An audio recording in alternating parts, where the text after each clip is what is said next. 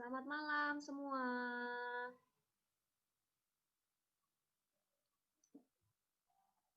Malam, anak cantik. Halo Bude, ini sudah ada Ibu Yuni di sini. Ya, masih jam 6 kali, belum pada datang. Ya, kita sambil tunggu ya. Wadah loh Mbak. Aku udah ada.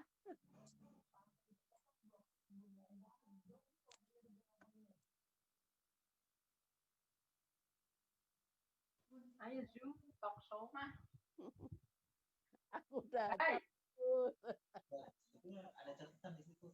Tanda-tanda. Selamat sore Bu Dwi. Selamat sore. Bu Meti, Pak Anjar, Bu Ambrus. Sugeng Sonten. Bu Yuti, selamat datang. Sore Pak. Bu Rose, Bu Catur, Bisa capek banget. Bu Esti, Bu Wurni, Bu Herwi. Kok nggak pasangan ya ini ya? Nasi sekarang. Pasangannya pada Pasangan loh. Pasangan tuh.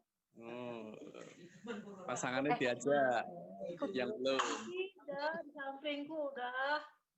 Pasangan saya di Bandung, Pak. Oh iya. Oh iya. Aku nggak punya pasangan. Iya coba. Iya. Kecuali itu Bu, mohon maaf Bu. Bu Deta mah aneh tuh nanyanya kasihan kan. Sendirian aja. Oh. Malam Ibu Yuni. Selamat sore. Maaf tadi masih beres. Nggak apa-apa Bu. Sehat Pak. Pangestu, Bu mana Ibu? Bu Ambrus, Selamat malam, Pak. teng dapur nih Bu. Nyiap ke konsumsi. Konsumsi tinggal Zoom nih. Bu Ambrus nyengin anu nggih gue saat. Kues, Pak, siap. Kues, Pak, siap. Abang. Hati-hati loh Bu Ambrus. Iya, kan iya, Mbak. Saiki hati-hati, banyak begal. Wah, Rame-rame. Rame-rame pilih begal. Nah itu si Anjasmara rame-rame Bu, di begal Bu. Masa sih? Lawang itu sepedanya ratusan juta, lawang kita sepedanya cuma harga di bawah. Jarene Mau pegang. jarene bojoku sepedanya sing paling larang kayak Bu Ambrus kok piye. Oh, bener. sok gitu. Jeng anu rute ngegoes teng pundi? Sumarekon, Pak, ngenjang. Oh, nggih. Teng mrika jam pinten? Jam berapa, Mbak Esti? Setengah Jam tujuh. 7 setengah 7. Setengah 7, Pak. Setengah 7 di sana. Ya. Di gerbang Sumarekon. Alah, urung tangi mungkin. Betul nggih ajeng teng Semir ya kan? Inggih. Boleh. Nah, sak nonton Cisaranten. Oh, nggih nggih nggih. Nggih. Terus ngepit saking Cisaranten. Mboten. Oh. Pun teraken Iwan. Nggih. Ketahuan. Selamat malam semuanya. Malam. Ini mana ini? Bu Rini, selamat malam. Lomba Herwi udah sehat ini? Tuhan. Udah. Nggih, nggih. Ini di mana? Di Ketimuan atau di Bandung? Sudah di Patemuan. Tambah seger ya, Her. Sehat. Ya, tambah gembira. Pipinya. Kena obat, wi. Ini obatnya ada yang udah. Nah, itu Pak Hermi. Baik, Bapak Ibu, mohon maaf kalau memotong pembicaraan. Ini sudah pukul 6:08, kita mau mulai saja. Nanti sambil menunggu rekan-rekan yang lain masuk, atau mungkin ada yang menonton di YouTube. Jadi ini ditayangkan juga di YouTube. Selain di Zoom, bisa melihat di YouTube. Seperti itu. Sebelumnya saya ucapkan selamat malam untuk Bapak Ibu semua dan rekan-rekan yang menonton di YouTube. Salam sejahtera, semoga semua dalam perlindungan kasih Tuhan, semuanya sehat, semangat, meskipun kita berjauhan, tapi kita satu hati untuk berdiskusi mungkin ya di sini ya. Dan sudah ada Ibu Yuni dari ini, selamat malam. Selamat malam. Maaf kalau tadi kita di awal malah ngomongin goes ya Bu, jadi sebagai info nih di GKJ Kiara Condong nih kita ada grup goes. Jadi, oh iya. Lagi sibuk-sibuknya nih Bu, kita setiap hari Sabtu. Bagus. Iya, kita jalan-jalan lah begitu. Baik, Bapak Ibu semua, sebelum kita mulai acara talk show pada malam hari ini, kita akan menyanyikan satu lagu. Dengan kerendahan hati, saya mohon untuk di-mute semua ya, supaya jalannya talk show ini bisa lancar.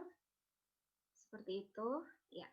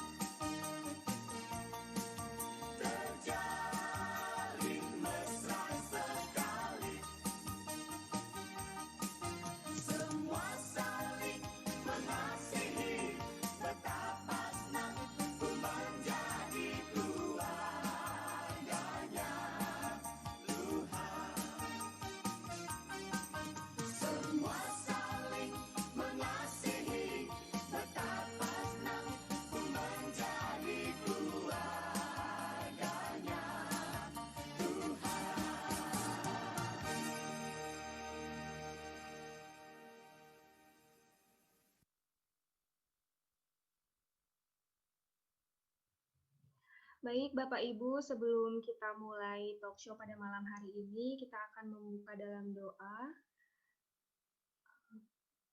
Dengan kerendahan hati, Pak Bambang Pratomo, apakah saged Pak membuka di dalam doa?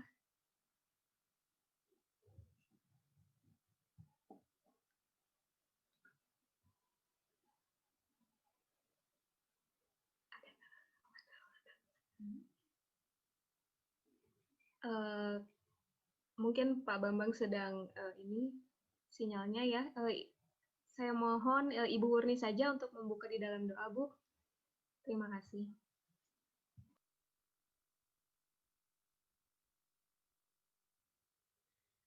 Oke, selamat malam Sugeng Dalu, Bu Rini. Selamat malam. Kita akan mulai talk show pada sore hari ini, kita akan berdoa dulu. Bapa di surga, penuh dengan ucapan syukur kami naikkan kepadamu. Bila sore hari ini Engkau kembali pertemukan dalam rangka bulan keluarga ini. Kami ingin mendengarkan sharing pencerahan dari Ibu Maria Yuni Megarini. Biarlah Tuhan berkati apa yang sudah beliau persiapkan, apa yang menjadi pengalaman beliau ketika beliau menghadapi problem-problem maupun kehidupan dalam seni merawat keluarga. Biarlah Tuhan memberkati jalannya talkshow pada sore hari ini. Kami serahkan untuk operator, baik di gereja maupun di rumah. Kami serahkan juga dalam tangan kuasa Tuhan, campur tangan Tuhan. Biarlah Tuhan, kami serahkan juga untuk moderatornya, juga Tuhan memberkati. Kami semua yang hadir di sini, yang ambil bagian, yang ikut menyaksikan maupun mendengarkan, baik lewat meeting Zoom maupun lewat YouTube, biarlah Tuhan memberkati kami semua. Biarlah apa yang kami dengar, apa yang kami saksikan pada sore hari ini tidak lewat begitu saja, dan kami selesai nanti mendapatkan berkat dan keluarga kami semakin diberkati, dan kami makin mengucap syukur atas semua kebaikan Tuhan terhadap keluarga kami. Terima kasih, biarlah Roh Kudus yang akan menuntun jalannya talkshow pada sore hari ini. Dalam nama Tuhan Yesus, kami boleh berdoa. Amin. Terima kasih banyak, Ibu Wurni. Langsung saja kita mulai talkshow pada malam hari ini. Hari ini narasumbernya adalah Ibu Yuni Megarini dan moderatornya adalah ibu saya sendiri. Ibu Rini juga namanya. Saya cocok. Cocok ya, Rini dan Rini. Baik, waktu saya berikan kepada ibu saya. Ya, terima kasih. Selamat malam Bapak Ibu dan selamat malam Ibu Rini dan saya sendiri. Ya, baik, kita akan mulai. Di sini kita mempunyai tema seni merawat keluarga. Nah, tentu saja masing-masing keluarga selama ini telah merawat keluarga dengan baik, dengan semampu dan semaksimal yang kita bisa. Nah, terbukti keluarga kita sampai saat ini tetap menjadi keluarga yang baik dan keluarga yang takut akan Tuhan, dan itu tidak lepas dari tuntunan Tuhan sendiri. Nah, walaupun kita setiap hari telah merawat keluarga kita, namun hari ini kita akan mendengarkan seni merawat keluarga dari Ibu Rini, bukan saya ya, Ibu Megarini, yang lebih lebih mumpuni, dan mungkin di dalam prakteknya Ibu Rini ini mendapatkan pengalaman keluarga-keluarga yang datang di tempat prakteknya. Nah, sebelumnya kita sepakati bahwa waktu yang akan kita pakai adalah 60 menit. Ini untuk pemaparan dan diskusi atau tanya jawab. Nanti Ibu Megarini bisa mengatur sendiri mau 30-30 atau 40-20. Nah, sebelumnya ada sedikit biodata yang disampaikan ke panitia. Nah, narasumber kita hari ini adalah Dr. Maria Yuni Megarini, C, Magister Psikologi dan Psikolog. Nah, beliau adalah dosen di Fakultas Psikologi Universitas Maranatha, dan beliau juga praktek di Rumah Sakit Immanuel Bandung. Nah, untuk selengkapnya nanti mungkin Ibu Rini bisa menambahkan tentang biodatanya dan juga tentu saja pengalaman-pengalaman beliau di dalam merawat keluarga, dan juga mungkin ada pengalaman-pengalaman dari keluarga yang lain yang datang ke beliau. Nah, saya akan langsung serahkan waktu dan kesempatannya kepada Ibu Rini. Monggo. Iya, terima kasih Bu Rini. Selamat malam, Sugeng Dalu semua Bapak Ibu yang diberkati Tuhan. Ya, senang sekali saya bisa kembali berjumpa ya, walaupun secara virtual gitu ya, secara apa ya, nggak nyata gitu ya, secara virtual. Tapi yang penting perjumpaan di dalam kekeluargaan ini tetap bisa terjadi ya. Nah, saya ada sedikit materi yang sebentar saya akan bagikan. Nah, ini ya, seni merawat keluarga. Ya, sudah bisa tayang ya? Sudah kelihatan? Sudah ya? Ya, sudah ada penampakan ya? Sudah ada penampakan. Iya, ini judul yang menurut saya judul yang menarik dan memang cocok sekali ya, merawat keluarga. Artinya keluarga ini kalau nggak dirawat itu akan mengalami kemerosotan ya. Dirawat aja kadang-kadang ada aja ya apa ya, semacam tanaman gitu ya, ada aja gangguannya. Apalagi kalau dibiarkan. Nah, terawat atau tidak terawat itu pasti terlihat dari hasilnya ya. Nah, ini ibu-ibu di sini pasti punya tanaman ya di rumah. Kan kelihatan ya, tanaman yang dirawat dengan tidak dirawat itu pasti ada bedanya. Bahkan suka ada ya guyonan, kamu mirip loh misalnya ya, ada temen yang ngomong, ih kamu mirip banget loh sama siapa misalnya ya, Raisa menyanyi gitu ya. Cuman bedanya dia terawat, kamu nggak terawat gitu ya. Seringkali kan guyonannya begitu. Artinya kalau terawat itu tentu pasti lebih baik dibandingkan tidak terawat.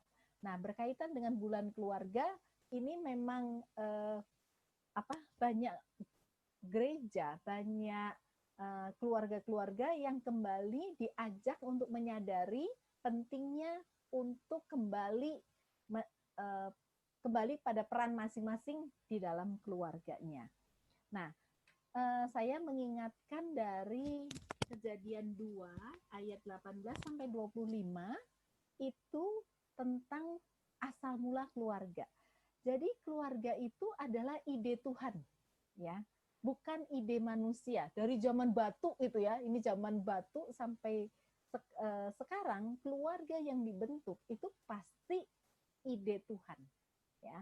Di sini dikatakan sebab itu seorang laki-laki akan meninggalkan ayahnya dan ibunya dan bersatu dengan istrinya sehingga keduanya menjadi satu daging. Jadi keluarga itu ide Tuhan. Nah, kita tahu Tuhan itu baik, Tuhan itu sempurna, Tuhan itu mulia, maka semua yang keluar dari pribadinya itu pasti juga akan sama.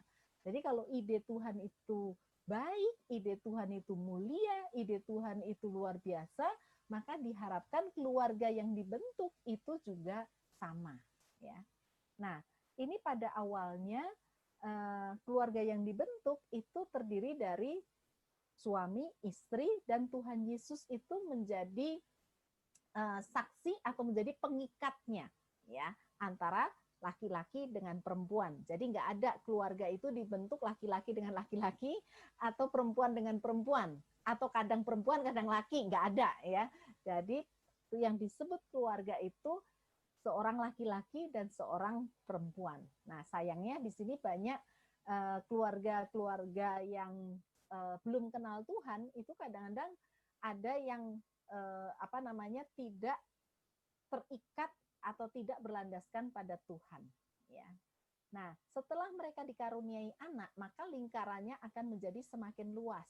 Ya, ada anak, ada anggota keluarga lain. Nah, keluarga lain itu bisa orang tua, bisa mertua, ya, bisa keponakan yang mungkin tinggal bersama dengan kita, ya. Tapi tetap di situ harus melibatkan Tuhan Yesus sebagai pengikatnya atau sebagai landasannya, ya. Nah, kalau bukan Tuhan yang membangun rumah, itu semua usaha orang yang membangunnya itu pasti sia-sia, ya. Kalau bukan Tuhan yang mengawal kota, itu juga pasti akan gagal. Ya, jadi pemazmur mengatakan di Mazmur 127 ayat 1 bahwa Tuhanlah yang membangun rumah. Di sini artinya adalah rumah tangga. Dan kebahagiaan yang paling sempurna, kepuasan yang paling besar, ketenangan batin yang paling mendalam, dan semangat paling hebat, itu semuanya berasal dari keluarga. Ya, banyak buron gitu ya, banyak orang-orang yang habis melakukan kejahatan kemudian kabur, itu pasti bermuaranya di keluarga. Ya, jadi kalau ada penjahat melarikan diri atau seseorang yang habis berbuat jahat, kemudian kan suka kabur tuh, takut ketangkap polisi. Nah, 99% itu ditemukannya pasti di keluarga. Mereka akan pulang pada keluarganya, karena keluarga itu adalah tempat yang dihayati hampir semua orang, itu pasti mau menerima dia. Sejelek-jeleknya seseorang, seburuk-buruknya seseorang, mereka itu punya pemikiran bahwa keluarga itu pasti akan bisa menerima dia. Masyarakat belum tentu. Tetapi kalau keluarga, apalagi orang tua, apalagi itu anak, pasti mau menerima. Ya, penjahat ini ya, narapidana yang itu, bandar narkoba ya, yang kemarin gantung diri, Chai Sang-pan ya kalau nggak salah, itu kan juga begitu dia selesai melarikan diri, kabur, itu juga larinya pada keluarga. Dia mencari istrinya, mencari anaknya, dan dia gantung diri di rumah mereka. Ya, jadi artinya keluarga itu memang diharapkan tempat yang paling memberikan ketenangan. Nah, kebahagiaan yang paling sempurna, kepuasan yang paling besar itu ada di dalam keluarga. Nah, mengapa sekarang ada keluarga yang tidak dirawat? Ya, malah dirawat tanggane gitu ya, dirawat kancane. Kenapa ada keluarga yang tidak dirawat oleh orang-orang yang ada di dalam keluarga itu? Apakah karena kurangnya cinta? Apakah karena tidak ada fasilitas? Nah, ternyata saya menemukan teori bahwa keluarga yang sehat ya itu terdiri dari segitiga cinta. Bukan cinta segitiga ya Bapak Ibu ya. Jangan loh ya, jangan salah ya. Segitiga cinta itu yang paling sehat. Kalau di dalam teori sekuler itu tidak ada God's love, nggak ada. Tapi yang ada itu 3K ya, komitmen, komunikasi, dan kasih. Jadi keluarga yang terawat itu harus ada segitiga cinta itu. Jadi jangan dibalik ya. Tuh kata Bu Yuni, kita harus cinta segitiga. No, bukan ya, beda. Jadi segitiga cinta. Ada komitmen, ada komunikasi, ada kasih atau cinta kasih. Nah, kalau kita sebagai anak Tuhan, maka cinta Tuhan, kasih Tuhan itu sebagai fondasinya, sebagai perekatnya. Nah, sebagus-bagusnya kalau ada kasih Tuhan, tetapi tidak ada komunikasi di dalam keluarga, keluarga itu tidak bisa terawat dengan baik. Walaupun ada komunikasi, ada kasih, tetapi komitmen antara suami istri, orang tua anak tidak ada, itu juga perawatannya tidak menjadi sempurna. Karena perawatan di sini berarti kan ada pemeliharaan, ada penjagaan, gitu ya, ada pemulihan di dalamnya. Nah, segitiga cinta ini itu mesti harus selalu dilakukan dan harus dipraktekkan. Nah, apa saja nih yang dimaksud dengan segitiga cinta itu? Segitiga cinta ini kalau menurut saya itu dilandasi pada yang dikutip di dalam Kolose 3 ayat 14, yaitu di atas semuanya itu kenakanlah kasih sebagai pengikat yang mempersatukan dan menyempurnakan. Jadi melalui kasih Tuhan itu kita bisa melakukan segitiga cinta tadi. Karena kalau tanpa kasih Tuhan, kita sulit menjalankan komitmen kita. Saya sebagai seorang istri dan seorang ibu sulit, ya. Apalagi kalau misalnya kita menemui banyak permasalahan di dalam keluarga, hanya kasih Tuhan yang bisa menguatkan kita, ya. Makanya di dalam Kolose dikatakan di atas semuanya itu. Jadi mungkin ada persoalan, ada pertengkaran, ada perselisihan, bahkan ada duel maut gitu ya. Tetapi di atas semuanya itu kenakanlah kasih. Karena kan kasih menutupi semua kesalahan, kasih itu murah hati, dan seterusnya. Karena kalau tanpa kasih, buyar. Dia itu pengikat yang mempersatukan dan menyempurnakan. Pasangan kita tidak sempurna. Anak kita tidak sempurna. Orang tua kita tidak sempurna. Nah, kalau misalnya kita tidak mengenakan kasih, enggak pakai kasih Tuhan, maka bubar. Pasti bubar jalan. Ya. Nah, di sini yang dimaksud dengan cinta kasih, Kak, yang pertama ya, cinta kasih, maaf. Yang dimaksud dengan cinta kasih itu, nah, itu adalah, sebentar.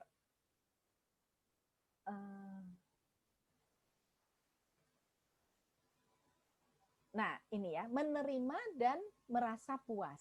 Ya, yang berikutnya tidak membandingkan dengan siapapun. Jadi kalau kita mengasihi pasangan kita, mengasihi keluarga kita, mengasihi anak kita, mengasihi orang tua kita, kita pengen merawat mereka, maka Kak yang pertama ini, kasih atau cinta kasih ini, kita itu menerima mereka dan merasa puas dengan apa yang sudah mereka lakukan. Walaupun menurut kita standarnya itu masih jauh. Tetapi yang kita lihat adalah dia sebagaimana adanya, bukan sebagaimana seharusnya. Karena kalau sebagaimana seharusnya, kita akan kecewa. Tapi sebagaimana adanya. Ya, banyak orang itu bermasalah karena di kepala mereka itu harusnya kan gini, harusnya kan gini. Iya, tapi kan kenyataannya. Nah, kita berpijaknya pertama itu kenyataannya. Kalau kita pengen harusnya, maka kita yang membantu mereka untuk menuju pada standar kita. Harusnya kalau jadi suami itu mesti begini. Nah, tapi kenyataannya suami kita belum seperti itu. Harusnya kalau jadi istri itu begini, tapi kenyataannya istri kita itu belum seperti itu. Harusnya kalau anak tuh begini ke orang tua, tapi kenyataannya anak kita belum seperti itu. Nah, justru tugas kita di dalam merawat itu, kita yang membantu mereka. Kita yang memfasilitasi mereka supaya yang kenyataannya begini, itu menjadi yang seharusnya. Karena kalau kita hanya menuntut harusnya, tanpa diberikan solusi, tanpa diberikan cara, maka yang ada apa? Frustrasi. Yang dituntut frustrasi, yang nuntut juga frustrasi. Nah, nanti kan ini keluarga kumpulan orang frustrasi. Ya, karena apa? Harusnya anak teh nggak boleh ngomong begitu. Nah, kenyataannya kan anak kita masih ngomongnya masih seperti itu, masih misalnya nadanya tinggi, masih ngomongannya kasar.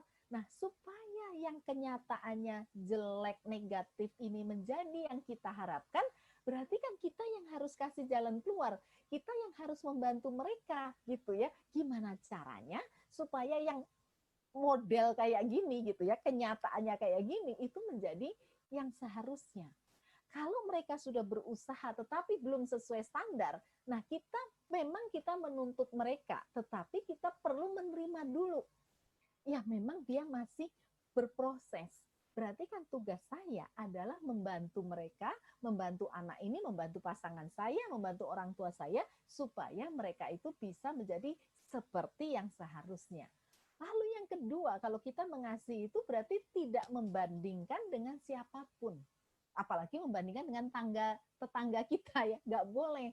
Tuh kayak si itu tuh, kalau mau pergi tuh mesti dipeluk istrinya, papa meluknya seminggu sekali itu juga kalau diingetin. Kalau nggak diingetin, tuh kayak si ini tuh. Nah, jadi kalau kita sibuk membandingkan, itu yang kita lihat itu adalah orang lain. Standar orang lain yang bisa berubah-ubah. Tetapi kalau yang patokannya adalah standar keluarga kita, ya sekarang kita pengennya apa? Misalnya suami bersikap apa kepada kita, istri bersikap apa kepada kita, maka itu yang kita sepakati dan kita tidak perlu membandingkan dengan siapapun. yang fair itu, yang bagus itu adalah membandingkan keadaan kita kemarin dengan keadaan kita saat ini. Keadaan kita minggu lalu dengan keadaan kita saat ini. Jadi kitanya tetap. Tetapi yang dibandingkan adalah waktunya. Papa kemarin-kemarin ini ngomongnya bisa sabar loh ke mama. Kok sekarang kayaknya ngomongnya kayak gitu. Jadi mama itu ngerasa ngerasa salah aja gitu. Nah, yang dibandingkan adalah dia dulu dengan dia sekarang. Jadi tidak boleh membandingkan dengan orang lain. Karena kalau dibandingkan dengan orang lain, pasti bertengkar. Pasti bertengkar. Apalagi kalau keadaan keluarga atau entah itu pasangan, orang tua atau anak, itu dalam kondisi emosi yang tidak bagus. Maka itu pasti akan terjadi percecokan. Ya, akan saling bantah-membantah dan keluar dari persoalan yang seharusnya. Jadi kalau kita mengasihi, itu menerima dan merasa puas. Dan tidak membandingkan dengan siapapun. Ya. Kemudian yang berikutnya, dalam keluarga itu kan terdapat banyak. Ya, anak satu dengan anak yang kedua beda. Anak kedua dengan ketiga beda. 3 dengan 4 juga beda. Nah, tidak ada satupun yang sempurna. Yang ada itu kelebihan dan kekurangan. Jadi kita di dalam merawat itu justru meminimalkan kekurangannya dan memaksimalkan kelebihannya. Ya, karena tidak ada orang itu super mom, nggak ada. Super dad, nggak ada. Super girl nggak ada, super boy nggak ada. Yang ada tuh supermarket, ya. Yang ada tuh super me, super glue. Nah itu ada. Tetapi super mom nggak ada. Nggak ada ibu yang super, nggak ada bapak yang super, nggak ada. Ya, semuanya itu pasti ada kelebihan, ada kekurangannya. Ya. Nah, sekarang segitiga cinta yang kedua yaitu komitmen. Apa sih yang dimaksud dengan komitmen? Komitmen itu adalah kita dulu kan waktu diberkati ya oleh Pak Pendeta, kita kan ngomongnya dalam keadaan suka maupun duka, dalam keadaan sehat maupun sakit, gitu kan ya, dalam keadaan berkelebihan maupun berkekurangan, gitu ya. Jadi kita harus tetap ingat komitmen kita. Kita ingat bahwa orang yang di sebelah kita itu kan garwa. Garwa itu kata mama saya itu katanya singkatan dari sigaraning nyawa. Jadi artinya belahan jiwa gitu kan ya. Jadi kita menganggap dia, menghormati dia itu lebih tinggi daripada kita ya. Menempatkan orang lain itu lebih penting dibandingkan dengan dirinya. Ya, menempatkan anak lebih penting daripada dirinya, menempatkan orang tua lebih daripada dirinya. Kalau masing-masing itu selalu mengutamakan orang lain lebih daripada dirinya, maka itu akan terjadi saling ngalah. Ya, saling ngalah. Jadi enggak saya gitu ya, enggak. Tetapi kebahagiaan dia adalah tanggung jawab saya. Misalnya seperti itu ya. Kemudian yang berikutnya adalah mengambil inisiatif untuk memulai sesuatu yang baik. Ya. Jadi kalau misalnya nih sedang bertengkar, kemudian kepikir, ya sudahlah, aku ajak ngomong dulu lah. Tapi terus pikiran lagi, ntar GR lagi ya, ntar besar kepala kalau saya ngomong dulu. Pikiran nanti saya yang salah. Nah, jadi menurut saya kalau kita sudah ada kepikir yang baik gitu ya, udah langsung lakukan aja. Langsung lakukan, nggak usah ada pemikiran nanti dia besar kepala, nanti dia makin merasa terus benar gitu ya, nggak perlu. Jadi kalau kepikir sesuatu yang baik itu sudah langsung lakukan saja.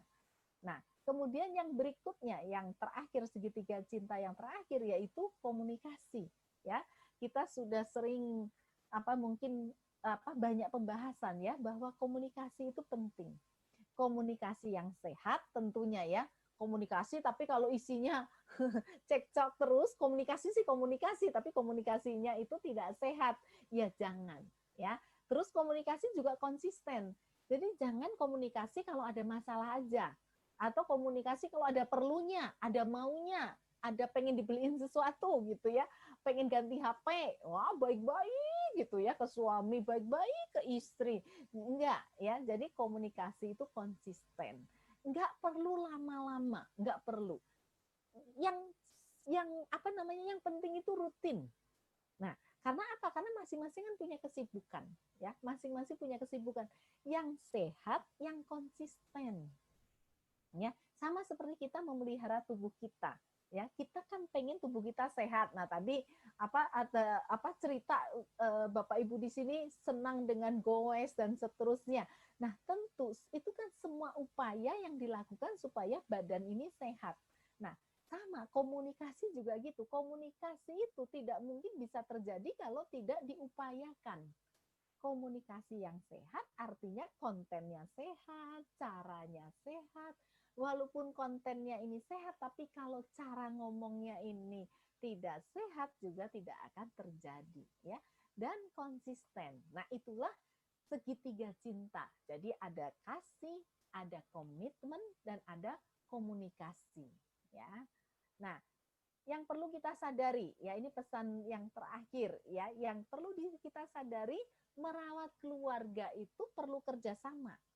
Tapi kalau menghancurkan itu cukup satu orang, ya. Dan dalam merawat itu nggak bisa satu orang.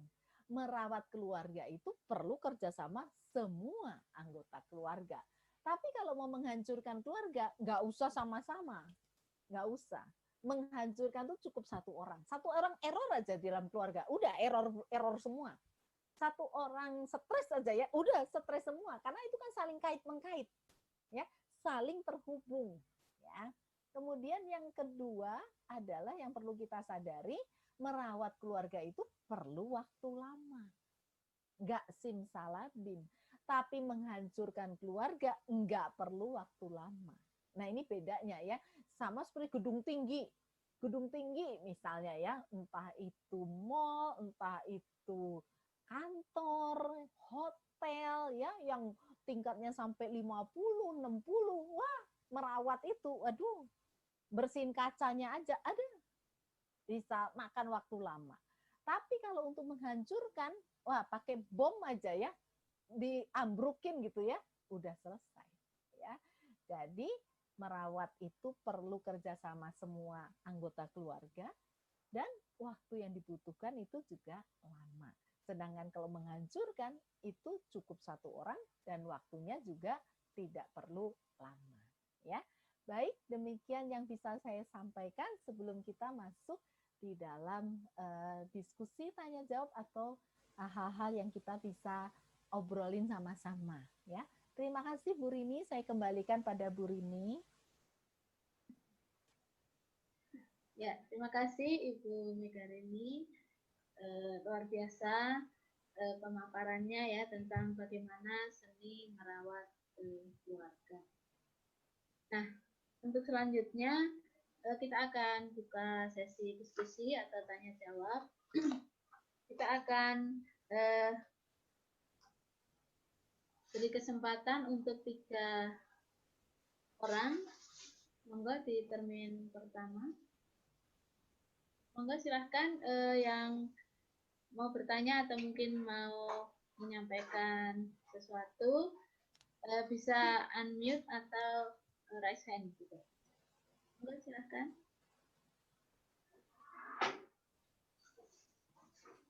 Mungkin ada mau berbagi pengalaman atau yang lain.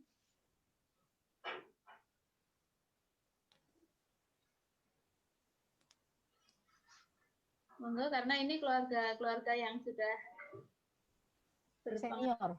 Lama ya, sangat lama. Sudah senior. Sudah kawin perak semua ini kayaknya. Sudah kawin perak lewat, mau kawin ini, kawin mas. Monggo, ada. Kalaupun nggak nanya bisa sharing ya Bu Rini ya, bisa sharing jadi bisa buat pengalaman buat keluarga lain gitu ya Bu Rini. Silakan monggo, 3 orang dulu. Saya boleh Bu Rini? Ya. Boleh, monggo yang pertama untuk Bu Hermi. Mungkin videonya bisa dibuka.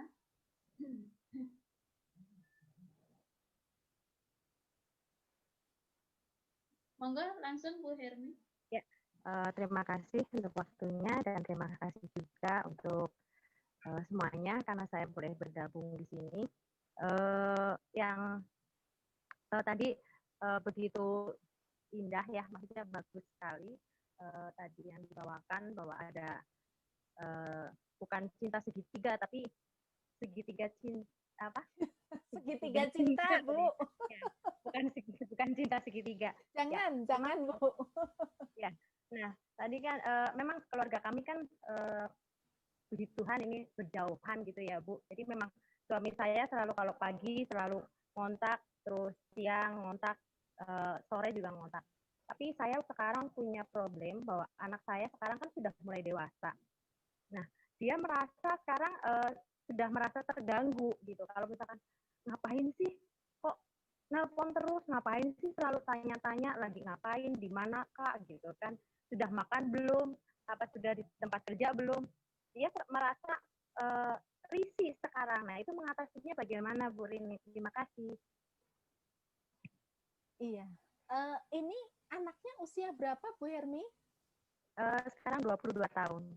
22 tahun. Cuman satu anaknya? Dua, yang satu baru 12 tahun. Oh iya, maksudnya ini yang terganggu yang dewasa? Yang dewasa, ya. Sekarang udah mulai terganggu setelah dia sudah selesai kuliah kan kerja. Nah, sekarang dia merasa kalau siang, jam makan siang ditanya, katanya, lagi ngapain Kak, sudah makan belum? Kan karena kita dari dulu selalu kayak gitu, setiap pagi, siang, terus kadang malam juga kayak gitu. Jadi tapi dia sekarang merasa terganggu kalau malam, kalau ditelepon nggak mau ngangkat gitu loh. Nanti ditanya, kenapa sih Kak nggak mau ngangkat? Ah, kenapa sih Mama nanya-nanya terus, aku kan udah gede, kayak gitu jawabannya. Oh, iya. Ya, menurut saya begini ya, memang bisa terjadi pergeseran kebutuhan, bisa. Kalau dulu mungkin waktu masih anak remaja itu kepulangan orang tua, kontak orang tua itu ditunggu-tunggu, ya. Tetapi setelah dia dewasa, beranjak dewasa, maka kebutuhan dia dengan orang tua itu mulai menurun, tetapi kebutuhan dia dengan teman yang sebaya, relasi sosialnya itu mulai lebih besar. Bukannya dia tidak sayang, bukannya dia tidak perlu, tetapi kebutuhannya ya sama seperti kita terhadap makanan gitu ya. Dulu waktu kecil kayaknya kita sama es krim itu aduh kayaknya atau coklat gitu ya. Aduh, tapi dengan bertambahnya usia itu enggak terlalu gitu. Pengen sih bisa makan ya pengen tuh, cuman enggak segitunya gitu. Satu itu. Jadi bisa saja karena pergeseran kebutuhan. Yang kedua, itu mungkin konten pembicaraannya itu monoton. Jadi pertanyaannya itu dia sudah bisa tebak gitu. Pasti si papa nanya makan, lagi apa, terus kerjaannya gimana, bisa enggak? Jadi mungkin anak ini kan ya kayak kita aja makan gitu ya, kalau temanya ayam goreng terus kayaknya udah dia tanpa buka mata itu sudah tahu ini pasti ayam gorengnya modelnya begini karena bertahun-tahun kontennya seperti itu. Nah, kalau misalnya dia sudah merasa tidak nyaman, kalau dipaksakan, misalnya nih dipaksakan, nanti dia tidak terlalu menikmati. Jadi nggak kangen lagi, tetapi semacam kewajiban. Jawabnya itu kewajiban, padahal kan diharapkan hubungan orang tua anak itu kan bukan kewajiban, tetapi kebutuhan kan. Kayaknya itu suatu sukacita gitu, aduh si papa nelpon gitu. Tapi kalau ini, ya nelpon, nadanya aja udah turun gitu ya. Ya nelpon, kan lain dengan asik nelpon gitu, dengan ya nelpon, nah itu sudah beda gitu. Nah menurut saya, kita bisa nanya kebenaran kan ini udah dewasa, kita bilang gini aja, Kak kalau kakak kayaknya bosen gitu ya, papa nelpon sehari 3 kali, Mungkin kakak mikir kayak minum obat gitu ya kak ya, atau kakak 2 kali gitu kak, atau jadi kita nanya dia itu nyamannya sehari mau berapa kali atau sekali aja, takutnya kakak memang lagi kerja ya kak ya. Jadi kita menanyakan kapan dia itu merasa apa ya tepat gitu menurut dia, supaya yang telepon nggak bete, padahal yang telepon itu papanya kan menunjukkan perhatian, ya kan? Sebagai seorang ayah kan dia pengen kontak, terus jauh kangen sama anaknya, tapi yang ditelepon bete. Nah, kan jadi ini bete, padahal maksudnya kan baik, ya maksudnya baik, tetapi kalau cara dan timingnya itu nggak pas, itu bisa jadi diterimanya tidak baik gitu Bu Hermi. Jadi Bu Hermi sebagai apa ya jembatan, ya. Jadi ngomong ke papahnya bisa kita sampaikan, Pak, nggak kerasa ya kita ini udah mau kawin perak, atau udah mungkin ya udah kawin perak. Anak kita ini udah 22 tahun. Jadi kayaknya kita nggak bisa nih.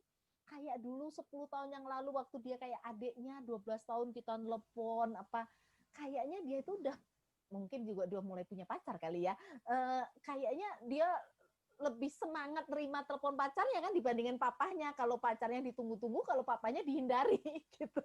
Nah, Pak, kayaknya anak kita tuh wis gede. Jadi teleponnya itu kayaknya wis kudu dikurangi. Terus papa kayaknya juga jangan temanya nanyain yang keseharian yang pasti jawabannya begitu. Jadi papa bisa mulai cerita dari papa dulu gitu. Jadi kadang-kadang kan anak kalau ditanya gimana kamu mau ada lagi yang diobrolin nggak? Nggak, pasti jawabannya kan gitu. Nah, jadi kita sarankan ke suami mulai kamu yang cerita dulu gitu. Misalnya, ih kak, papa tadi ya dapet tamu, aduh ya ampun, lucu banget itu ini. Nah, kita bisa ngomong, itu kasih oleh-oleh, aduh lucu banget. Nah, jadi kita bisa cerita yang ya tanda kutip nggak penting gitu ya, hanya untuk supaya Pak terjadi komunikasi. Jadi kalau misalnya kayaknya mandek ditanya karena yang ini kan rada males nih, ya papa bisa mulai dulu gitu, mulai apa aja lah kejadian di kantor kah, di jalan kah, atau apapun gitu. Nah sama mungkin frekuensinya, jadi selain konten kalau menurut saya juga frekuensi, tapi supaya suami kita nggak tersinggung, nggak merasa gimana, kita sampaikan bahwa dia itu sudah dewasa, jadi kebutuhannya sudah beda, nggak kayak adiknya. Nah, yang ini juga kita sampaikan ke anak, kan jembatan nih, ke suami udah, terus kita ke anak, Kak, kamu tuh enaknya kapan tuh papa nelpon? Apa malam, sehari aja? Apa piye, 2 hari sekali? Nah, gitu kita tanya, jadi biar klop gitu, klik, biar klik gitu Bu, ya. Itu kira-kira Bu Rini yang bisa saya sampaikan. Terima kasih, Bu. Ya, terima kasih Bu Rini penjelasannya. Bagaimana Ibu Hermi? Ya, terima kasih. Luar biasa. Nanti saya coba, Bu. Monggo, monggo. Ya, baik. Itu dari Bu Hermi. Monggo yang berikutnya.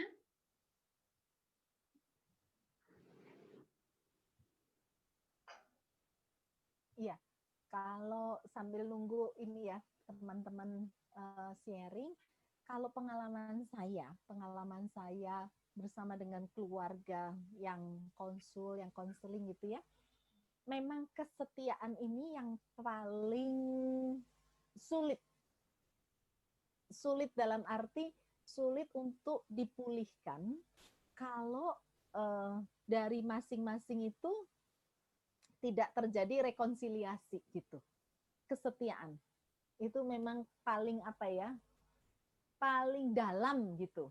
Paling dalam sehingga di dalam memulihkan itu memerlukan waktu yang luar biasa. Luar biasa panjang, kesabaran dari yang pernah salah dengan yang disakiti. Jadi yang menyakiti dengan yang disakiti itu perlu kerjasama yang luar biasa.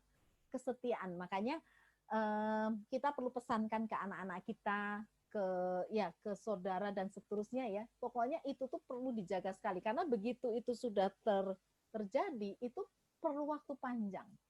Ya kita tentu percaya Tuhan bisa bekerja dan seterusnya, tetapi kembali lagi ya, emosi yang terluka, hati yang terluka, itu penyembuhannya perlu waktu dan perlu kesabaran kerja keras dari keduanya. Ya. Nah, saya punya pengalaman menarik, kesetiaan, tetapi bukan lawan jenis loh. Jadi kesetiaan, jadi ini ada suami istri, kemudian suaminya ini selingkuh, tapi selingkuhnya bukan sama perempuan, selingkuhnya itu sama laki. Jadi suaminya itu sebenarnya gay. Suaminya itu sebenarnya gay. Nah, itu pengalaman saya. Ini memang nggak banyak ya. Sepanjang saya pengalaman itu baru 2 yang kayak begini itu baru 2. Itu waktu yang dibutuhkan itu, waduh. Jadi orang suami istri kemudian selingkuh nih ya, selingkuh dengan misalnya ada istri selingkuh dengan laki-laki atau suami selingkuh dengan perempuan, itu kan pemulihannya lama. Nah, kalau selingkuh dengan sejenis itu pemulihan jauh lebih lama lagi. Lebih lama lagi. Jadi memang tidak banyak. Biasanya kalau selingkuh itu dengan lawan jenis lagi. Jadi kalau misalnya laki ya dengan perempuan lain atau perempuan dengan laki-laki lain. Tetapi ini ada kejadian itu laki-laki selingkuh dengan laki-laki lagi. Dan memang ini di luar apa ya, maksudnya itu memang ada kelainan.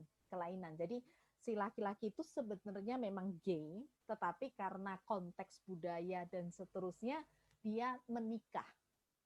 Ini waktu konsul dengan saya itu bukan umurnya bukan 30-40, sudah oma opa.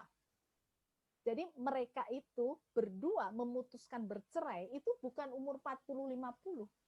Sudah yang suaminya tuh sudah 68 kalau nggak salah, istrinya 65. Jadi sudah oma opa. Jadi mereka tuh sebenarnya sudah lama mau bercerai, sudah lama. Tapi udahlah tunggu dulu, anaknya 3. Tunggu dulu lah sampai anak menikah. Anak besar pertamanya. Udah besar, tunggu dulu lah sampai anak menikah. Yang 1 nikah, 2 nikah, 3 nikah, sampai punya cucu. Nah, akhirnya bingung sendiri. Masa mau cerai? Apa kata besan gitu kan? Jadi bingung sendiri gitu. Jadi udah mau cerai dari dulu, tapi tidak memutuskan untuk bercerai karena apa kata orang. Nah, kebenaran ini suami istri ini punya kedudukan yang lumayan. Ya, punya kedudukan yang lumayan. Tapi, nah itu tadi ya, karena ada kasus khusus dan mereka tetap akhirnya memutuskan untuk bercerai. Dan setelah saya ngobrol dengan mereka, ternyata suaminya ini selingkuh itu sudah lama sekali. Jadi memang suaminya tuh tidak bisa kalau tidak dengan laki-laki. Dia dengan perempuan bisa, buktinya punya 3 anak. Tetapi dia tidak, sebenarnya ya cuman kewajiban aja gitu. Tapi dia itu mempunyai ketertarikan dengan laki-laki itu dari sejak dia SMP. Dari SMP itu senang dengan laki-laki. Cuman kan zaman dulu, kan ini udah umurnya 68-an ya, berarti kan dia hidup di zaman dulu. Nah zaman dulu itu kan gay masih, tabu sekali kan, tabu sekali. Jadi dia pun itu menikah dengan istrinya, itu dijodohkan. Dia tuh sebenarnya nggak mau menikah. Tidak mau menikah karena dia tahu dia tidak tertarik dengan perempuan. Tetapi ibunya, karena ayahnya sudah meninggal, ibunya ngomong gini, dia anak pertama, adiknya 2 perempuan. Dia ngomong, orang tuanya ngomong gini, kamu tuh kan gantinya papahmu. Ya, dia orang ini, Semarang, pinggiran Semarang lah pokoknya gitu, tapi udah lama pindah ke Bandung. Dia istrinya ngomong mamahnya ngomong gini, kamu tuh kan gantinya papahmu. Jadi kalau kamu nggak ngasih contoh, maksudnya menikah, adik-adikmu nih piye gitu. Nah, jadi dicarikanlah perempuan. Jadi mereka menikah. Terus berusaha, berhasil dan seterusnya. Wah, punya perusahaan. Tapi si suami ini sebenarnya dengan istrinya tidak terlalu.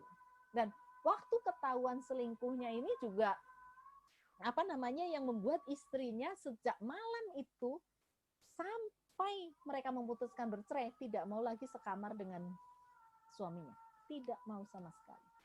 Jadi ceritanya kan dia punya 3 anak kan. Waktu itu mereka itu punya perusahaan, terus rumah besar gitu ya. Terus di pinggirnya itu untuk kayak kayak mesnya karyawan-karyawan lah, kayak apa ya, kos-kosan buat karyawan-karyawannya. Jadi rumah mereka tengah, terus di pinggir-pinggir itu kos-kosan, bukan kos-kosan ya, tapi ya kamar buat pegawai lah, kamar buat pegawai. Nah, karena perusahaannya itu tuh perlu apa ya, ngangkat yang berat-berat, jadi hampir pegawainya tuh hampir banyak laki-laki. Ada pegawai perempuan yang tukang masak, tukang apa ada, tapi kebanyakan itu laki-laki. Nah, waktu anaknya yang kecil ini, jadi kan ini punya 3 anak, yang waktu yang kecil ini masih bayi. Nah, kamar mereka itu katanya di loteng, terus di bawah itu buat nonton keluarga. Kata istrinya gini, waktu itu si kecil masih bayi, terus suaminya itu senengnya itu nonton, zaman dulu tuh ada parabola. Ya mungkin inget ya, parabola yang besar gitu ya. Nah, suaminya itu seneng nonton film-film luar negeri. Karena dia fasih berbahasa Mandarin. Jadi senengnya tuh nonton luar negeri. Dan kalau parabola itu kan tengah malam ke sana itu masih ada terus. Kalau kita TVRI kan suka jam 12 udah selesai gitu ya. Nah, terus waktu itu dia bilang, saya lagi nggak enak badan. Dia bilang sakit kepala, pokoknya sakit kepala. Terus ini nangis, si bayi ini nangis terus. Nah, suster, mbak itu kan di rumah yang kos-kosan itu, yang pinggir itu. Jadi dia pengen panggil suaminya, tolong gendongin gitu loh, tolong digendongin, saya mau tidur karena dia lagi sakit kepala. Jadi dia turun kan. Jadi setelah dikasih susu dia turun, maksudnya saya pengen istirahat, kamulah tolong urus si adik kecil ini. Nah, waktu dia turun, dia lihat nyala, TV-nya nyala, terus ada kursi besar gitu kan, tempat bapak-bapak kalau nonton gitulah, kursi besar. Dia turun dari belakang, terus dia panggil, Pipi. Diem aja, nggak ada suara, cuma suara TV aja. Dia pikir ketiduran kan, si suaminya kan biasa kan, suka kita juga kalau nonton TV suka ketiduran. Terus dia, Pipi, aku pusing nih, Pi. Tapi kok diem aja, nggak ada suara. Terus dia turun lebih mendekat lagi. Pi, tuh si adik udah nangis. Kok diem aja? Terus dia deketin kursinya, dia kaget. Kosong, kursinya nggak ada orang. Terus dia tuh sudah ada feeling. Nah, makanya ya, kalau kita sudah dipersatukan, ya, laki-laki dengan perempuan itu waktu dipersatukan, itu kan sudah, kita nggak bisa bohong lagi kan. Jadi si istrinya tuh langsung ada tek gitu. Dia langsung keluar jendela, terus dia lihat salah satu dari kamar itu pegawai itu nyala lampunya. Terus dia langsung tek feeling suami saya ada di sana. Tapi dia nggak kira kalau itu kamar laki. Jadi dia dalam keadaan sakit kepala, pokoknya lagi nggak enak badan itu, dia langsung keluar rumah. Dia buka itu kamar, kebetulan tidak dikunci. Dia buka itu ya, yang nyala tadi dia buka, dia kaget bukan main. Pemandangan, kata dia ya, pemandangan yang tidak pernah dia lihat dan dia tidak pernah, dia langsung muntah-muntah. Dia nggak pernah lah di kepala, ya kita pun tidak pernah lah ya, laki sama laki, suaminya dan pegawai bisa, dan dia buka, dia kaget bukan main, dia sampai muntah-muntah, terus dia tutup lagi. Nah, tapi hebatnya, saya sampai bilang sama istrinya ya, waduh, nggak semua loh Bu bisa kayak gitu. Dia tutup pintunya, terus dia ngomong di dalam hatinya, ini bukan anak Tuhan ya, bukan anak Tuhan, dua-duanya bukan anak Tuhan. Tapi sekarang sedang menuju ke sana. Jadi maksudnya waktu kejadian itu belum anak Tuhan, tapi dengan perjalanan waktu akhirnya mereka berdua anak Tuhan, tapi tetap suaminya sih belum bisa lepas dari gay-nya. Tapi mereka sudah ke gereja dan seterusnya. Tapi waktu kejadian itu belum. Nah, dia tutup lagi pintunya, terus dia ngomong dalam hatinya. Dia ngomong begini, saya tidak akan mempermalukan suami saya. Tapi saya juga tidak mau lagi sekamar dengan, dia tidak pernah mau lagi disentuh suaminya. Karena dia jijik banget. Dia bilang, aduh Bu, pokoknya saya nggak mau. Jadi dia ngomong sama satu mbak, kan kalau orang Chinese atau orang Jawa zaman dulu itu kan punya mbak atau simbok yang ngasuh dia dari kecil, yang dibawa dia, terus buat ngasuh anaknya. Nah, dia ngomong sama si mbaknya ini, nggak ngomong tentang suaminya, dia cuma ngomong gini, Bo, sekarang kamu tidur sama saya, soalnya bapak ngorok, saya nggak bisa istirahat, saya sering sakit kepala, bapak ngorok, nggak karu-karuan. Jadi udah Mbok, sekarang kamu tidur sama saya, nanti nek anak sudah besar, sudah biar sekamar-kamar masing-masing, tapi Mbok harus sama saya. Lu apa nggak ini lagi, enggak wis pokoknya bapak biar di kamar, soalnya bapak ngorok. Dan dia kunci semua, maksudnya kunci rahasia itu, dan dia ngomong sama pegawainya. Besoknya dia ngomong sama pegawainya yang main sama suaminya. Dia nanya sejak kapan, dia nanya baik-baik, dia nanya sejak kapan bapak begini dan seterusnya. Dia bilang kamu nggak usah cerita ke siapa-siapa. Dia kasih uang banyak buat pegawainya itu, kamu pulang ke kampung kamu buka toko, kamu ke dokter, kamu berobat, kamu jangan pernah begitu lagi. Dia biayain, dia kasih uang banyak, dia suruh buka toko.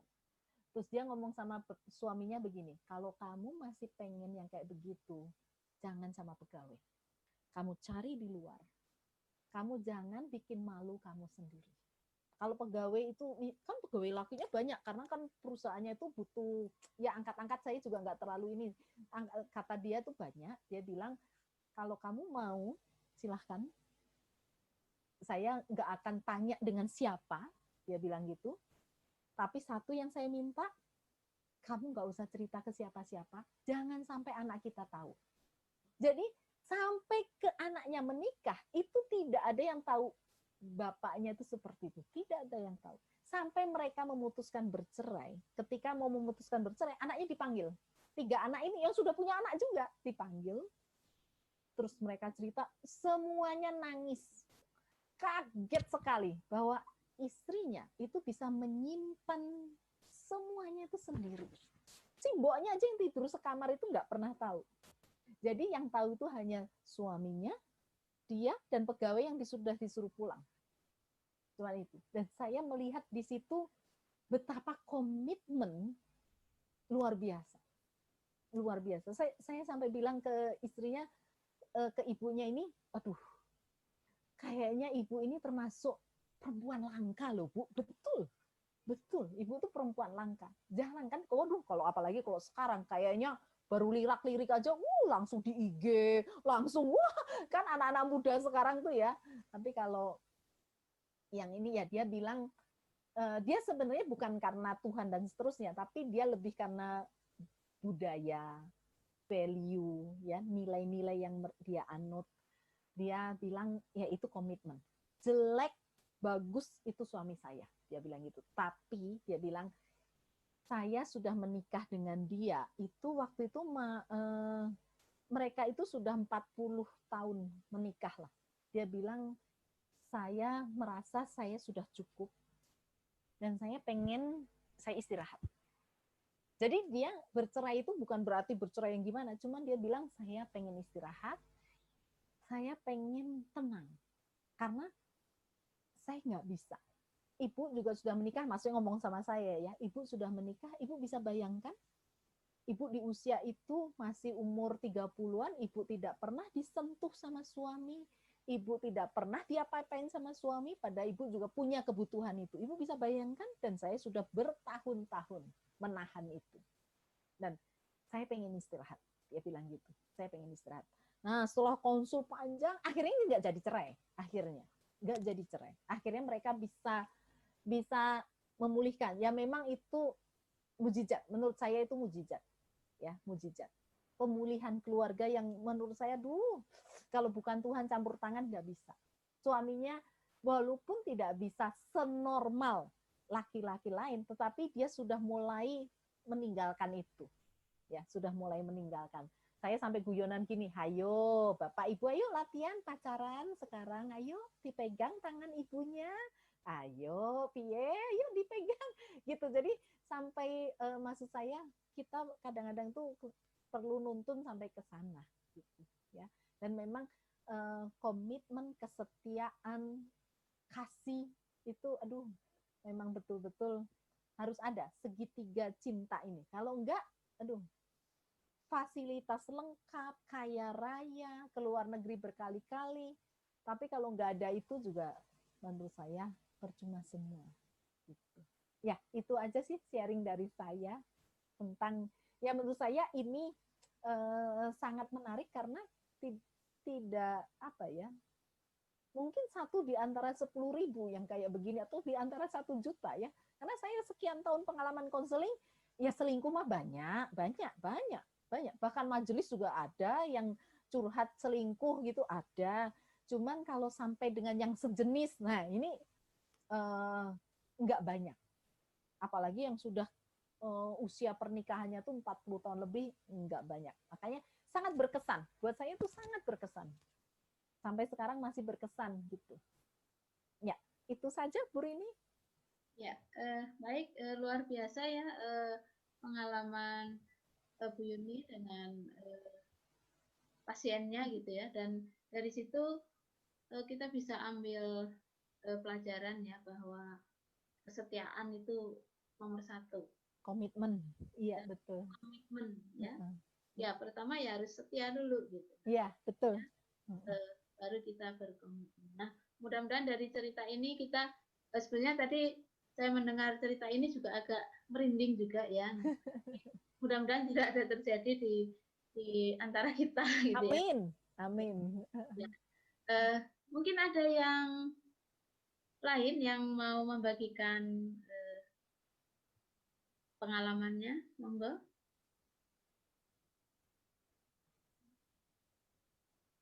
Ada? Atau mungkin dari YouTube bisa menulis di kolom komentar. Nanti akan dibacakan oleh Kakak. Monggo yang di ruangan ini, yang di meeting ini. Karena di sini juga ada keluarga yang muda, ada yang setengah tua, yang campur ya. Ada yang sudah sangat senior. Nah, mungkin bisa berbagi waktu apa ya, perjalanan keluarganya mungkin dari 0 tahun, kemudian 10 tahun, 20 tahun, 30 tahun. Rahasianya ya kok bisa awet gitu ya. Ngerawatnya piye, pupuke opo gitu ya. Coba saya. Ini Pak Bambang Pratama Saya sudah. Nah, ini sharing Pak, monggo. Pupuknya apa nih Pak sama Ya, Ibu? selamat Pupuknya. jumpa Bu Yuni. Nggih, Pak Bambang. Seringkali dalam bimbingan pranikah itu ada pertanyaan, apa sih ya tips untuk memelihara keluarga sementara keluarga itu berjauhan, gitu. Long distance gitu loh, jarak jauh. Kayak Bu Hermi gitu ya. Bu Hermi, terus siapa lagi yang di situ ya. Nah, lalu itu yang pertama. Lalu yang kedua, mungkin pertanyaan, hambatan apa yang memang sering terjadi sehingga orang kok lemah dalam merawat keluarga itu. Ya. Berjalan seadanya sajalah, yang penting kita masih terikat oleh perkawinan. Ketoke rukun gitu ya, ketoke. Ya, nampaknya sudah runtang-runtung nih tiada cinta gitu loh. Nah, ini saya rasa pertanyaan ini. Lalu yang ketiga, pengalaman juga menunjukkan seringkali keluarga atau diawali oleh suami istri yang podo-podo keras gitu ya, sama-sama keras. Nah, maunya itu menangnya sendiri. Nah, kira-kira trik-triknya bagaimana Bu? Karena ini juga tidak sedikit yang seperti itu. Lalu yang terakhir, betul bahwa dalam segitiga tadi, lingkaran tengah adalah God's love, ya cinta Tuhan. Saya juga punya segitiga yang lain ketika orang menikah itu, sudut paling atas itu suami istri, lalu sudut kirinya kepala keluarga atau ibu rumah tangga, sudut kanannya orang tua anak. Nah, seringkali keseimbangan inilah yang kalau tidak terjadi, maka atau merawat keseimbangan ketiga-tiganya inilah sumber petaka di keluarga itu. Nah, ini mungkin sekedar sharing yang terakhir.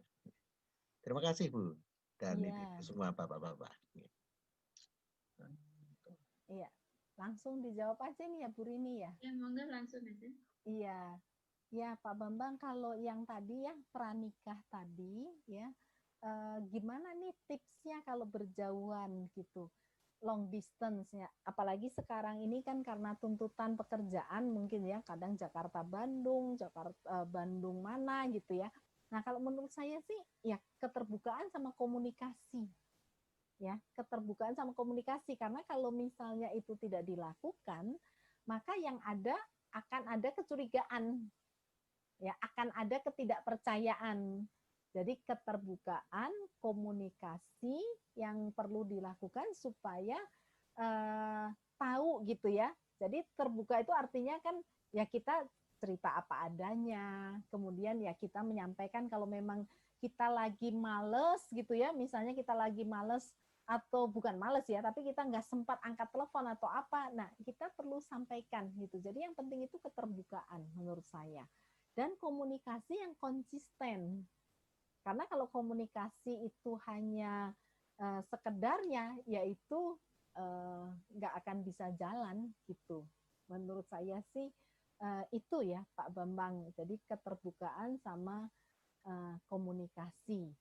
Nah kemudian yang kedua tuh tadi apa kok ya rodok lali? Apa ya Pak tadi? Bu Rini bisa bantu? Oh ya, yang kedua hambatan yang terjadi kenapa keluarga itu lemah dalam merawat. Oh, hambatan. Nah, kalau lemah itu menurut saya yaitu segitiga cinta tadi itu enggak berperan atau enggak berfungsi. Jadi bisa karena masalah di komitmennya, masalah di kasihnya, atau masalah di komunikasinya. Kalau misalnya tiga, ini pupuknya gitu ya, ini pupuk di dalam merawat. Karena kalau enggak nanti dirawat tetangganya loh, tangganya yang rawat. Jadi jarang komunikasi sama pasangan, tapi dia komunikasi sama teman. Bukan komunikasi sama anak, tetapi komunikasi sama grup kan ini nih, ibu-ibu kan banyak grup ini ya. Grup TK, grup SD, grup RT, grup macam-macam grup. Tapi sama anak, sama pasangan jangan ngomong. Nah, jadi menurut saya hambatannya di dalam merawat keluarga ini karena ya tidak dipupuk tiga ini, tidak disangga oleh tiga ini. Karena kalau hanya salah satu atau salah dua, maka itu mudah roboh gitu. Segitiga kalau tidak sama sisinya ya, segitiga tidak beraturan apalagi ya, itu tidak akan terawat dengan baik. Mungkin berdiri sih berdiri gitu ya, keluarganya, rumah tangganya berdiri, tapi sebenarnya tidak sehat. Mungkin kelihatan rukun, kelihatan guyup gitu ya, tapi sebenarnya garing gitu. Ya, sebenarnya tidak akrab satu dengan yang lain. Ngomong seperlunya, ya itu kan beda dengan kalau misalnya kita memang pengen ngomong, kan kita bisa kerasa ya harus ngomong sama pengen ngomong itu kan lain, karena kewajiban sama kebutuhan itu kan lain.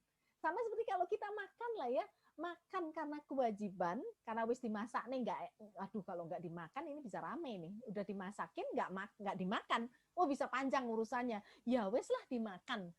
Dengan yang memang kita itu pengen makan, nah kan lain, ya lain. Jadi sesuatu yang berat dilakukan itu sudah menguras energi psikis.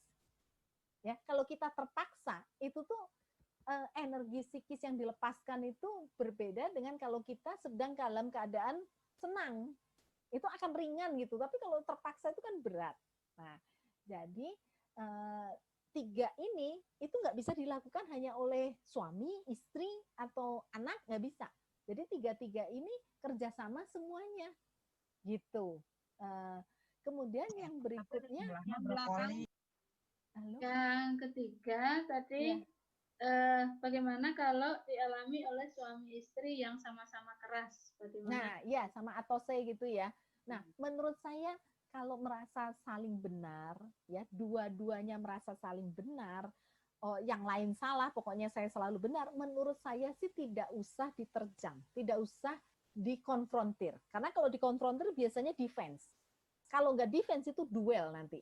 Jadi kalau saya biasanya suka sarankan begini, lebih baik kita ungkapkan data sama fakta. Kita tidak membahas dia ya, kita tidak membahas dia, tetapi kita membahasnya misalnya ini apa? Masalah misalnya apa ya? Contohnya yang sama-sama atos itu misalnya dalam hal apa? Mempermasalahkannya. Apa ya kira-kira Bu Rini ya? Kira-kira yang dicekcokkan sama-sama merasa benar itu apa misalnya? Ya mungkin tentang anak. Tentang anak misalnya ya. Si papahnya pengen anaknya ini jangan naik motor dulu misalnya ya. Ini sudah umur 17 jangan naik motor dulu, walaupun sudah punya SIM jangan naik motor dulu. Sedangkan menurut mamahnya ya nggak apa-apa, wong teman-teman yang lain juga naik motor kok misalnya gitu ya. Yus nggak apa-apa gitu. Nah ini sama-sama nggak mau ngalah. Wis mama ini, nah seterusnya. Nah kalau menurut saya lebih baik kita ungkapkan fakta atau data itu misalnya gini, anak kita ini ya, yuk Bu, Zajali ya, kita di Sawang ya.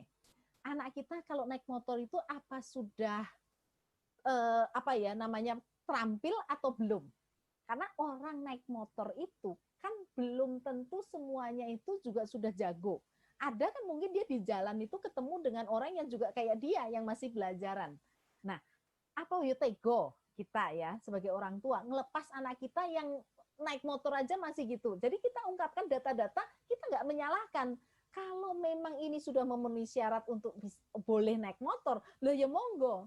Tapi kalau ininya aja masih ini, wong dia jangan lagi ngurus motor, lah dia ngurus tasnya masih kayak gitu. Kalau dibeliin motor, apa ya dia mau nyuci motornya atau dia mau ngelapin motornya. Nah, kita ungkapkan fakta-faktanya. Kalau kita sudah ungkapkan ini, nih, misalnya kita belikan motor, ya, duit wis ono, tapi sekarang anak kita tanggung jawab nggak? Anak kita iso nggak apa namanya di jalan itu nggak ugal-ugalan? Apa nanti nek sing ngebut terus nggak terima misalnya?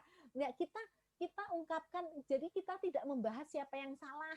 Karena ini kan bukan pengadilan ya, keluarga itu kan bukan pengadilan.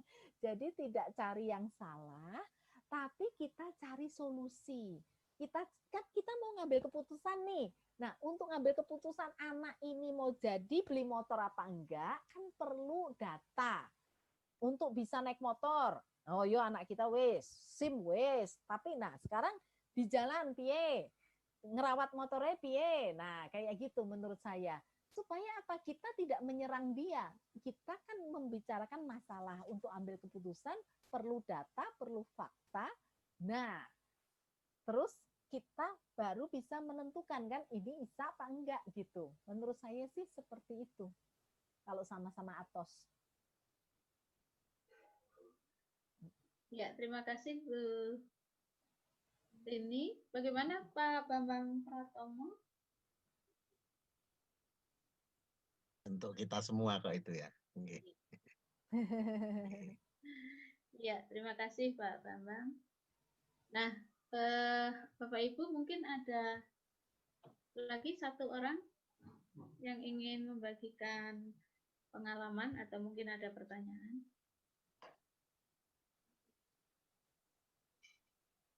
Enggak? Sudah ada?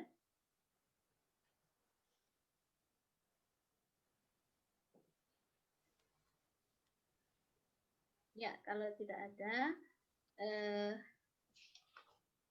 setelah kita mengikuti pemaparan dan juga pengalaman dari Ibu Rini tadi, ternyata merawat keluarga itu harus terus-menerus ya, dan kita harus punya dan melakukan segitiga cinta, bukan cinta segitiga.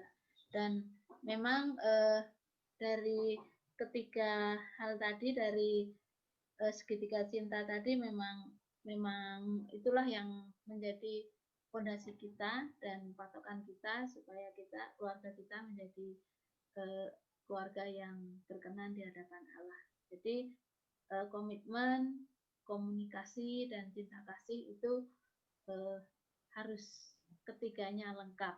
Kalau segitiga ya harus segitiga sama sisi ya. Jadi panjang sisinya sama, besar sudutnya juga sama. Nah, sehingga kalau kita melakukan ini di dalam perjalanan keluarga kita, nah, walaupun mungkin di dalam perjalanan keluarga kita ya pasti ada katakanlah riak-riak ya, sedikit kerikil-kerikil yang kita alami, tapi mungkin dengan pengalaman dari Bu Rini tadi kita bisa lebih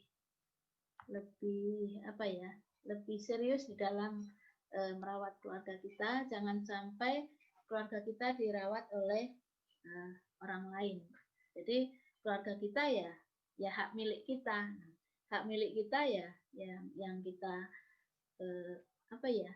kita uri-uri ya. Jadi memang keluarga ini menjadi hal yang utama dan milik kita ya. Kalau kita punya sesuatu pasti kita ingin merawat, kita ingin melindungi, kita ingin menjadikan hal yang baik dan sebagainya. Nah, dari pengalaman Ibu Hermi dan juga Pak Bambang Pratomo, tadi juga Bu Yuni juga memberikan pengalamannya. Mudah-mudahan untuk seterusnya kita tetap merawat keluarga kita sehingga anak-anak kita menjadi anak-anak yang baik, yang takut akan Tuhan, dan juga keluarga kita menjadi keluarga yang bahagia. Nah, terima kasih untuk Ibu Rini.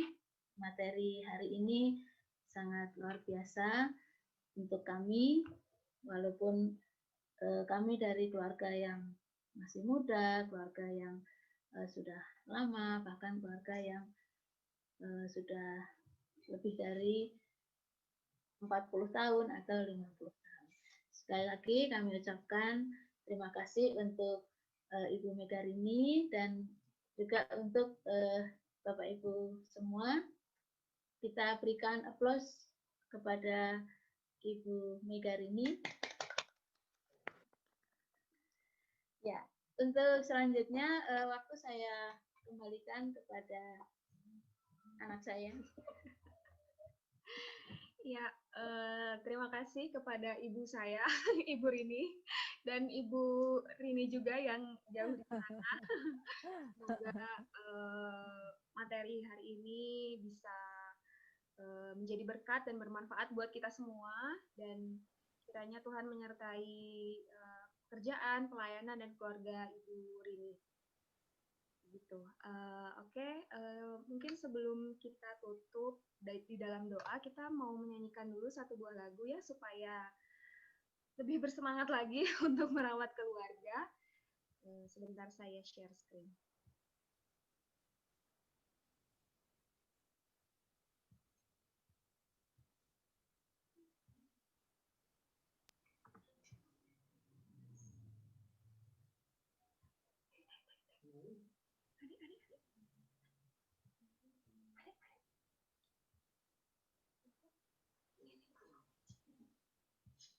Sebentar ya.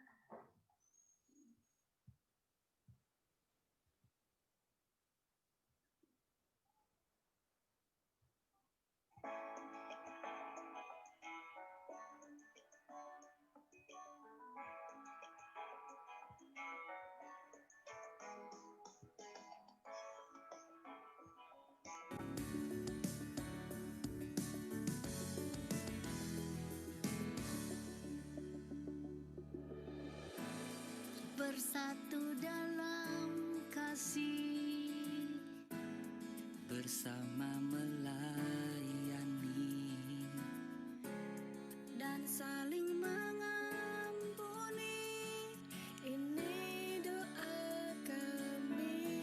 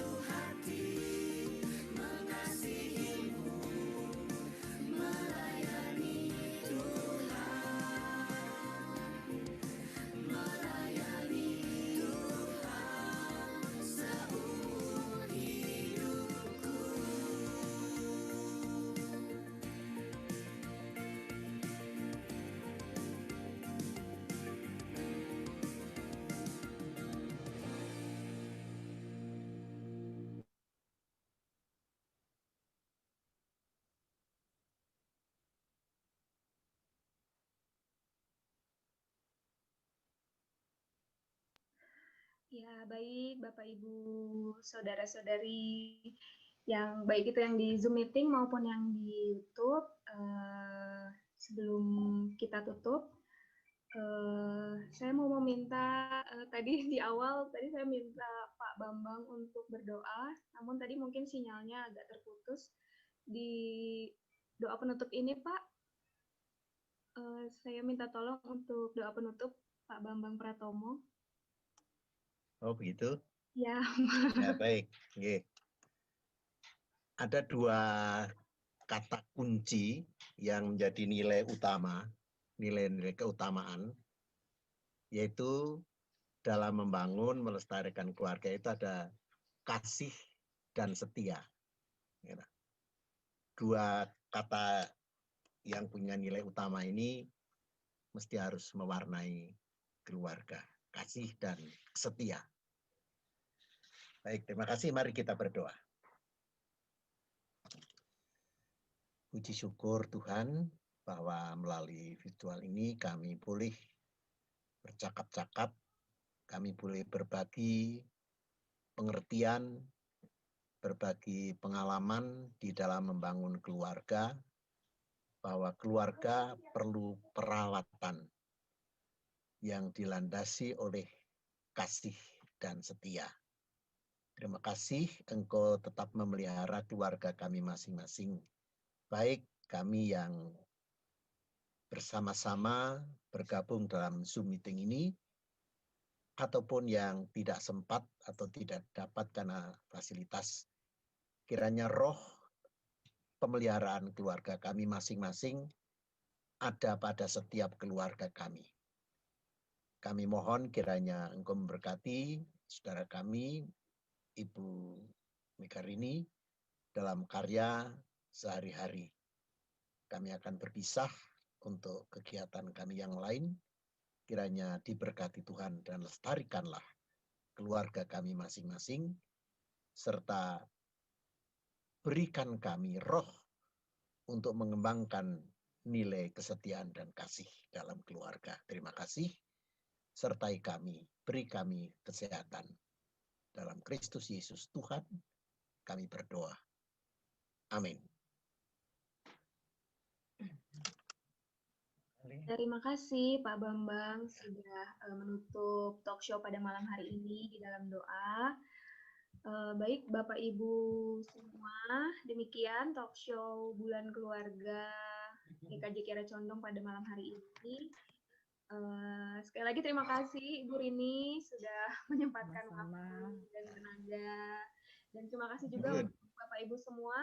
Sebelum keluar, boleh dibuka dulu videonya karena mau saya foto sebagai dokumentasi. Tuh, boleh videonya dinyalakan dulu sebentar saja.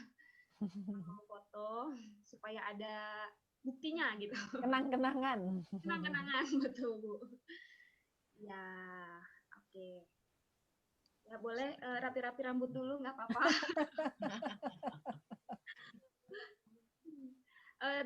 Lihat ke arah kameranya ya supaya fokus gitu.